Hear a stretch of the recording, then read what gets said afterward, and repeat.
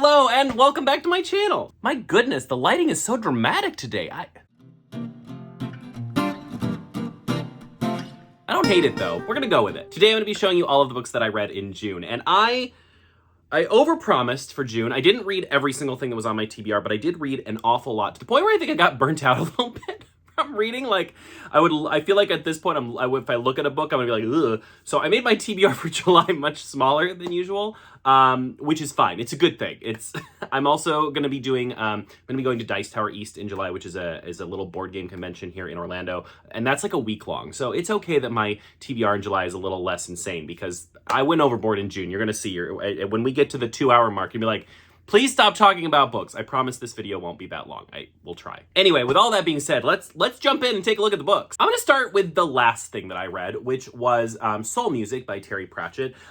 This is the first time I'm talking about it. I literally just finished it today, and I haven't even made my TikTok about it, so who even knows? Who even knows what I thought about this book? This book is kind of a mixed bag for me, so I think I should start by saying I did like it. I did like it, but it definitely wasn't my favorite of the Discworlds, and I think there are a couple reasons why. This book deals a lot with, like, it's a very satirical look at, like, the music industry and the way that music affects people, and I love all of that. My problem is that just about every story beat reminds me of another Discworld book. This sort of feels like a remix of, like, Moving Pictures meets Mort. Like, the two of those books combined make this book, and sometimes that's a really good thing because there are things about both of those that I liked a lot, but oftentimes it just feels a little bit like a rehash, like kind of been there, done that, you know what I mean? We follow Susan, who is Mort's daughter, actually, as she sort of has to step into the role of death, but, she is very human, and so she kind of has to deal with trying to figure out the difference between, like, this godlike entity and a human, and what makes her human, and just all of that, and why it's so hard for a human to be in a position like Death's. The thing is, we've already done this, right? Like, we've already had Death kind of go missing, and then somebody else has to step in, and then things go wrong, and then Death has to finally come back and fix, like, we've been there, and we've done that. I feel like we've done it a couple times now. Probably one of my biggest complaints about the Death books is that I really like Death as a character, and I feel like when there's a Death book, he's, like, barely in it. Like, I feel like Death is in more of the books that are not about him than he is in the books that are about him. And I'm kind of annoyed by that. Like, when I read a Death book, I want a little bit more of a Death story, and I honestly don't really feel like I got that here. I mean, he was in so few scenes that it didn't even feel like a Death book. Like, this shouldn't even be counted as a Death book, I feel like. But I did like all of the aspects of the music scene and, like, the satire around music, and there's, like, lots of little fun music references. All of that was excellent. And I did really like Susan. I don't want to discount Susan, because I really liked Susan. I thought she was a fantastic character.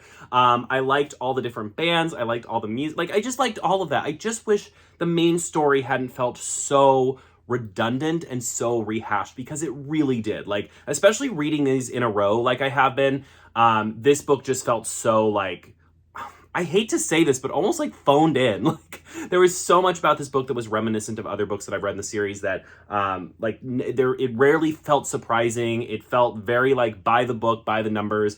And that was kind of sad, because I wanted more, and I kept hoping, like, oh, maybe there'll be a twist. Maybe there'll be something that changes up the formula.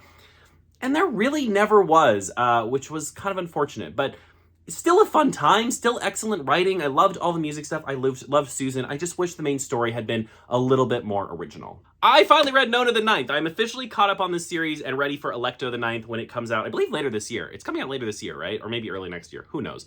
I finally read Nona the Ninth. This book is so wild. I think there's so little I can talk about with these books without spoiling things, so I'll kind of rehash what I said in my TikTok review, which is that I absolutely loved Nona. Such a fun character, so funny. Like, this book is probably the funniest of all three of them so far. I still think Harrow the Ninth is my favorite. Like, the turn in Harrow, when you get to the point of that book where everything clicks into place and it all makes sense, is one of the most rewarding, most incredible experiences I've ever had as a reader. And this book doesn't necessarily have that. Like, this book definitely has a lot of little moments where it all comes together. And even though I did think this was the most confusing of all of the books, when it was over, I felt like I understood what was going on in all of the books much better than I did before reading it. Like, now everything kind of clicked into place. Like, I'm like, oh, okay, this is how this all happened, and this is why this is all happening. And a big part of that is that this book you see kind of some flashbacks, sort of, like, you kind of see the story leading up to where we are now and kind of understand, like, how the world, like, how our Earth, like a slightly future version of our Earth, got to this point. And I thought that was really rewarding. And I think seeing all of this come together in preparation of the last book was really, really cool. Now, that being said, I do feel like this book is it exists in a weird space. Even though this is a 4-book series, this book kind of exists in the place that normally the second book in a trilogy would go, which is that it's sort of wrapping up things from the first 2 books and setting up things for the last book. And because of that, it kind of doesn't have a full life of its own. It sort of feels like this kind of weird middle ground. And I think the only thing that really makes this book, I would almost go as far as to say is like, I don't know if this book was necessary. And the reason I think it is necessary is because I love Nona so much, because she's such a fantastic character. Like, she kind of gives the book a reason to exist, even though the story elements don't necessarily do that, per se. It really is like the book before the last book. Like, it really has that feel to it. I love that I left this book feeling so much more like I understood what was going on in this world, and I feel very excited for Nona the Ninth now. This is a crazy series. I will say, if you're thinking about reading Gideon the Ninth, if you're thinking about reading Locked Tomb, you just need to go into it prepared to be constantly confused, be constantly questioning. Don't be afraid to look things up. Like, if you get to the end of one of these books and you're like, oh, I don't quite understand that element, don't be afraid to check a Reddit, right? Like, don't be afraid to, like, clarify some things, because there's a lot going on, and there's a lot of people talk about how this is a series that you get more and more out of the more you reread. There are people that have reread these several times and caught on to things that maybe you won't catch the first time because you're so distracted by all these other things that are going on. This is not a book that you speed read. It's not a book that you listen to casually while you're doing the dishes. It's a book that you invest your time and your brain space into, because it takes a lot of brain power to process everything. But I do think it's incredibly rewarding. Like, I do think it's a series that really rewards you for giving it that time and effort. It's so good. I love it so much. It's a hard series to recommend. I can't think of a person off the top of my head where I'd be like, yeah, I would recommend this series to them, because I don't know if I would want to subject anyone to that. But I love it so much. It's a weird series. But I really liked Nona. Not my favorite book in the series, but I absolutely loved Nona's character, and I really like where this book leaves us heading into the final book of the series. Next up, I read This Poison Heart. I've had this on my shelf for, I think, over a year, maybe 2 years. I don't know why I didn't read it sooner. I really enjoyed it. It was really good.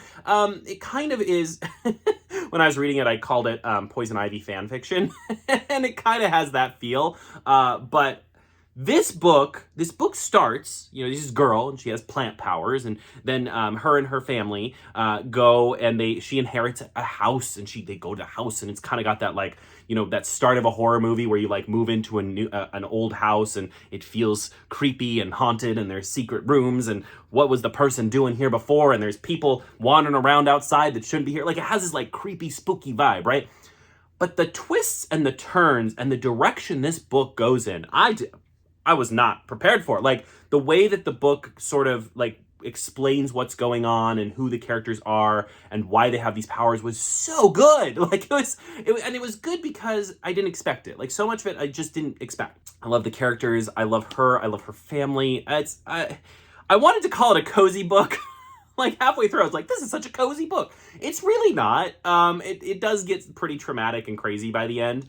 But it is a really fun, like, if you like sort of kind of those superpower plant powers and a little bit of spooky and a little bit of magic and a little bit of, like, it just has a lot of elements that I really like, and I don't think I really knew that going in. And so every page of this was like a pleasant surprise. Like, I kept discovering things about this book that I really liked. Like, it had so many elements that I really enjoy in a story, and I thought that was great. And it's sapphic, and it's just fun. Like I said, it does have some trauma at the end. Like, there's some things that happen that I was like, whoa! But it's just got so many vibes that I really enjoy. And I'm excited to read. I think it's a duology, right? So there's a second book, so I'm excited to read the second book. I ordered it, and but yeah, this was like one of the most pleasant surprises of the month. Because I kind of threw it onto my TBR at the last minute, just like, I was going through, how Pride Month comes around, and I mean, I read, if you follow me, I read queer books all year round, but during Pride Month, I really try to go above and beyond and read a ton of queer books from all kinds of different representations, and so I was just kind of throwing things into the pile, just like, oh, well, this might be a good one, I've had this on my shelf forever, let's throw that in. So this kind of got thrown in at the last minute, and it ended up being one of my favorite reads of the month. So I thought that was really cool. So yeah, This Poison Heart. This one was not in the pile to begin the month. I actually heard about this one from Adrian when I was at BookNet Fest, which I went to this past month. This is Sir Callie and the Champions of Helston. This is the first in a series. Got this recommended to me there, immediately bought it, immediately started reading it. Just skipped to the front of the line, as books often do. And this was so good. It kind of has that like sword and sorcery Camelot vibe. It's about a character named Callie who is non-binary, but everyone sees them as a girl, and they have to kind of try and navigate this world where people are very like, this is the part of society that boys serve, this is the part of society that girls serve, and we will not have it any other way. And so Callie has to kind of navigate that. And so it really comes to be a book about, it definitely has like a found family vibe.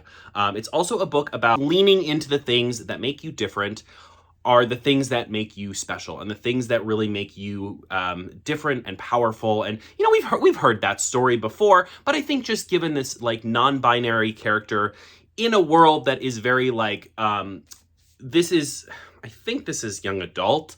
It's like late middle grade, early young adult, in a world that is very fantasy based, leaning into those gender stereotypes and kind of playing with that as a form of like discovering who you want to be and how that interacts with the world around you, how that interacts with your parents, all of that. Really good writing. I'm so excited to read the next one in the series. The one thing I will say is, sometimes I'll say, hey, check trigger warnings before you read this book. One thing I will say about this book is I did think there is a lot of transphobia in this book, like not from the author or anything like that, but from the other characters when they encounter Callie. I mean, Callie is very clearly non-binary, tells people that, and yet people call them a girl constantly, and they are abusive about it. So it is definitely like it has for a book that is ends up being very wholesome and very much about like finding your true self and living your best self.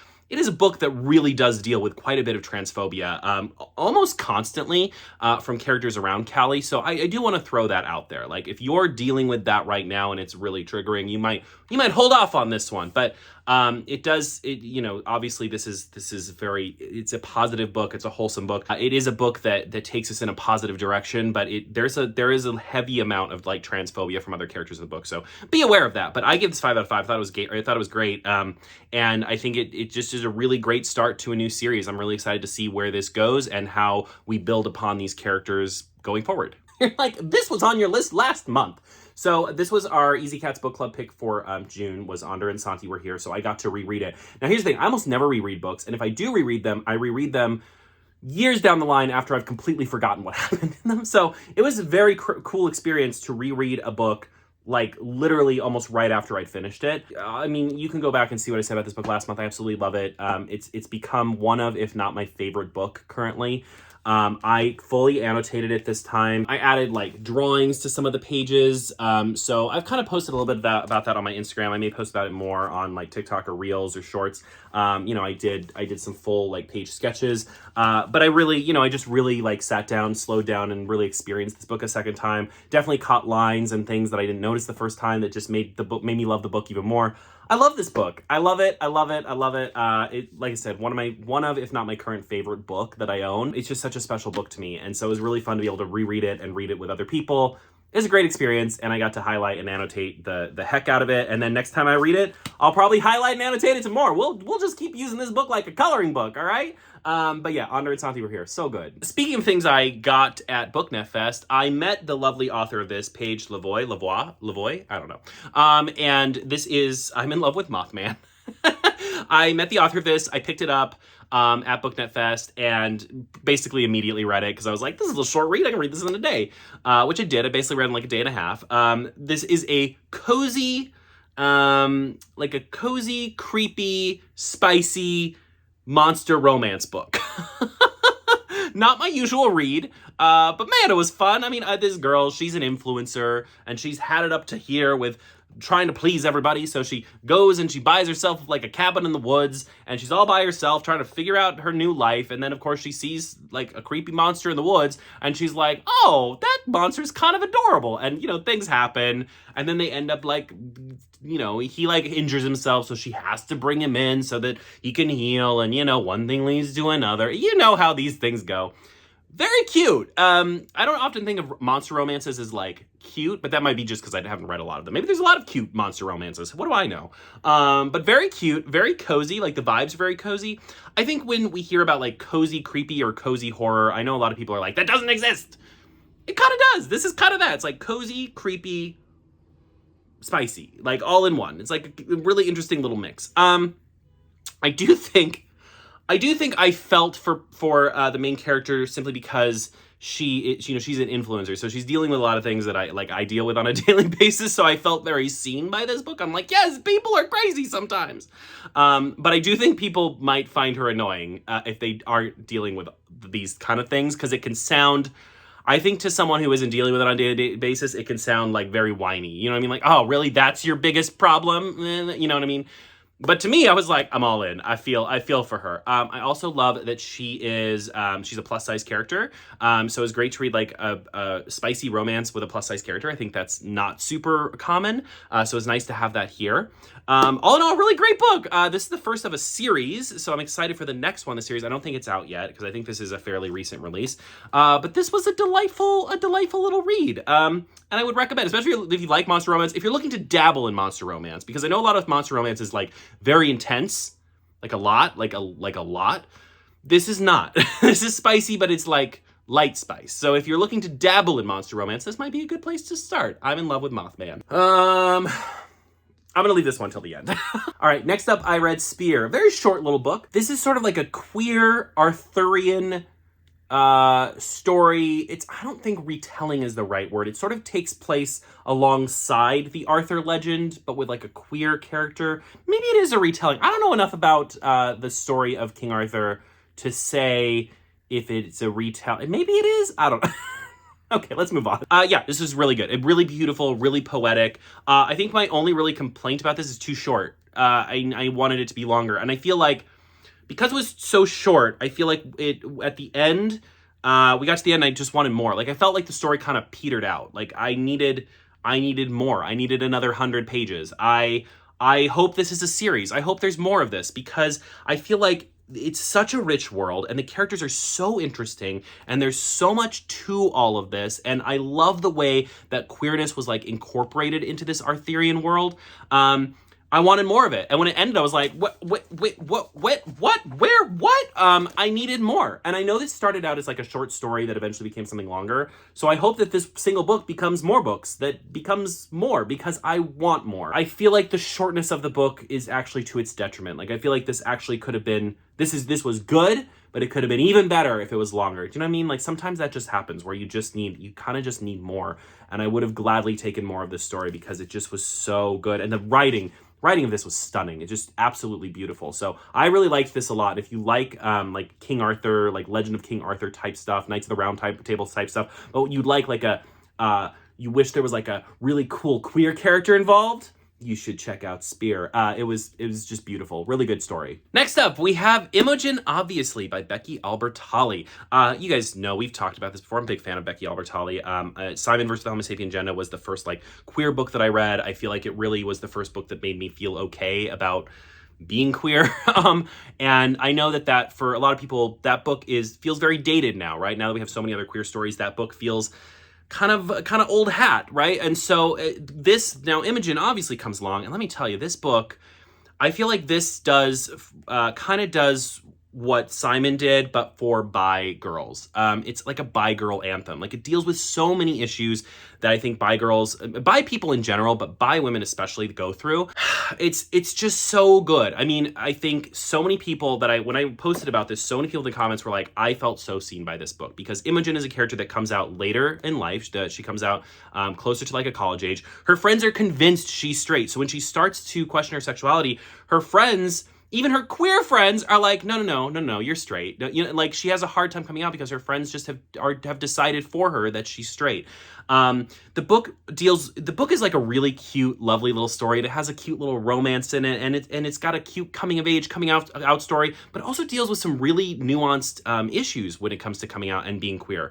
Mainly, it deals with, so Imogen has this friend who is like the definition of like chronically online, and she's so chronically online that she has a hard time really like listening and seeing the issue and the person in front of her because she's so worried about, you know, being correct from like the online space, right? And I think there obviously there's a space and a place for that. And listening to the things you hear online and applying those to your real life. But she does it so much that instead of helping people, instead of opening doors for people, instead of creating safe spaces, she actually like ends up closing people out. She ends up making spaces unsafe for fellow queer people. And I think it's such an interesting way to talk about these issues, because these issues are happening where people are so focused on making sure that the way we talk about being queer and coming out are correct and non-offensive, and you know, all of that we forget that when you're coming out, you're so confused and you just don't know how to articulate it. And it's so confusing and it's so difficult. And if you have someone standing there being like, well, the way you're saying that is problematic, it doesn't help. Like, it doesn't help you come out and figure out who you are, right? Like, parts of coming out, parts of figuring out who you are just inherently problematic. And this book really does a great job of discussing that. And if you know anything about Becky Albertalli, you know that a lot of this book comes from a very personal experience that she had, where she was basically forced out by the internet and by bullies on the internet. I feel like sometimes you read a book and you just know that it was like healing for the author to write it. That is how I felt reading Imogen, obviously. I mean, writing this book must have been like a sigh of relief for her just to get it on paper. But man, this was really good.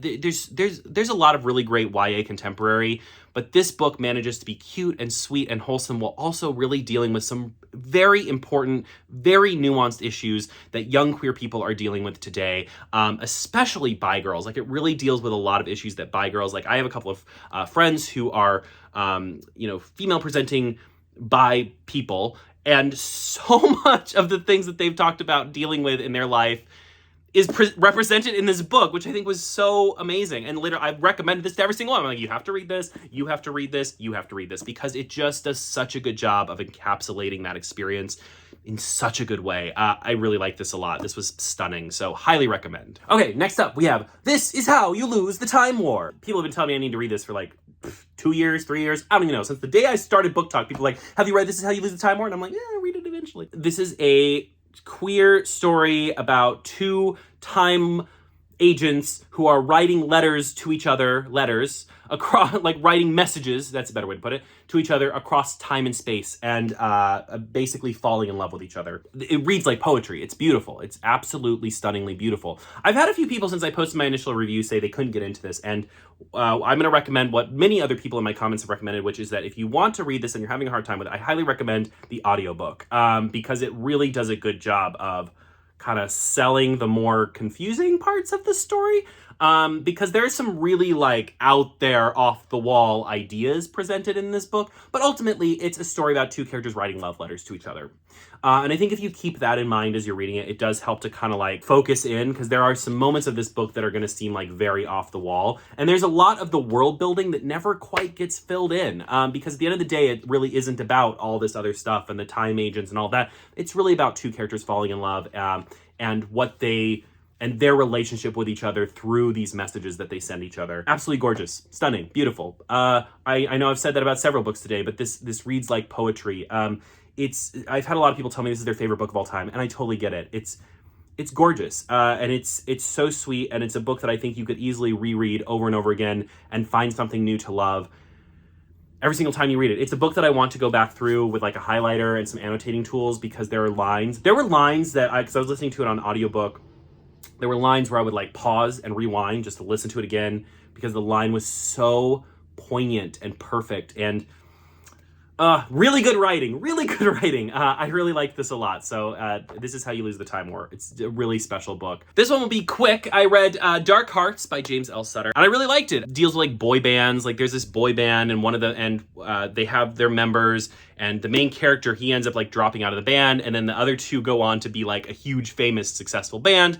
And then one of them ends up passing away because of a tragedy, and it kind of brings these original two back together, and it's a love story, but it also deals with like just the pressure that is put onto people put onto like celebrities, especially when it comes to their sexuality and coming out and being queer, and not only in the US, but like how that could affect a musician's career in other countries around the world. And it deals with all of that, but it really is just this like sweet love story that also kind of revolves around like music and kind of rediscovering each other, and all of that. It was really sweet. It was really cute, a really sweet story, and I loved the ending. I thought the ending was so good.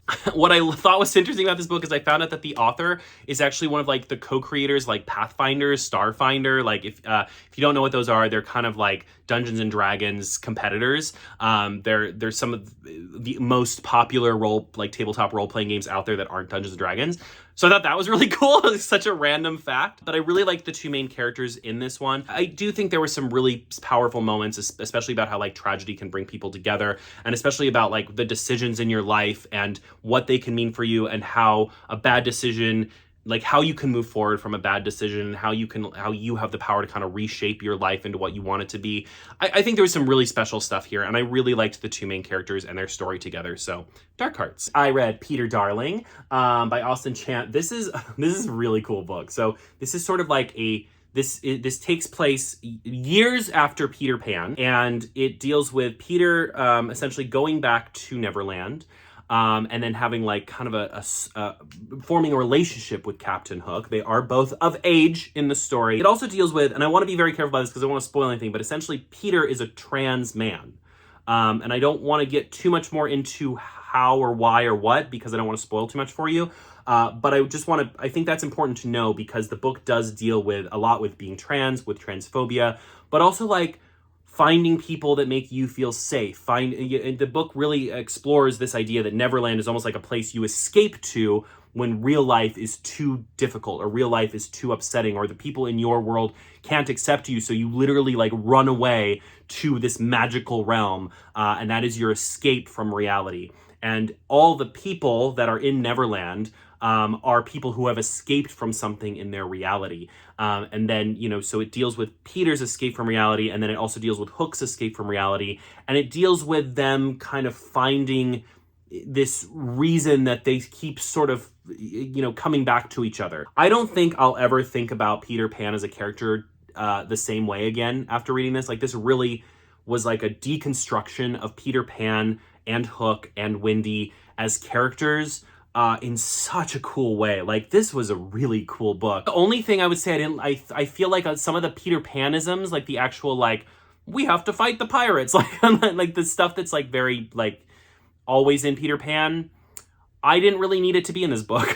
Like, whenever it was there, I almost felt like it got in the way of everything else. Like, I was like, all right, get back to the stuff I care about. You know what I mean? Like, it kind of felt like it was there just because I feel like the author felt like it needed to be there.